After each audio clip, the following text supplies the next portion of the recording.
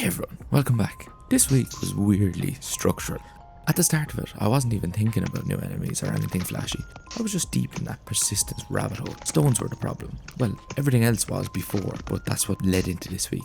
They behave once you left the scene, but they just quickly forget everything that happened to them, and they just respawn when you came back. So I dragged them into the same system that the trees and forageables already followed. Same ID flows, same day cycle logic. You just mine a stone, it stays mined for the rest of the day.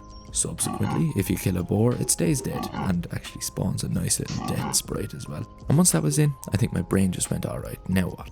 So I started sketching this new enemy. I called him the Thornweaver. He doesn't attack you directly. He wanders.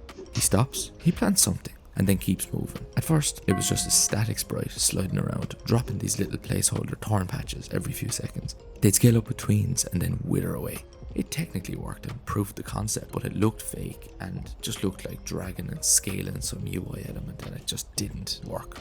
So I scrapped the scaling and rebuilt the thorns as actual growth stages, frame by frame. Suddenly they had weight. They'd start small, grow into something you didn't want to walk through. When you did walk through them, they slowed and drained your stamina, just enough to be annoying, not detrimental.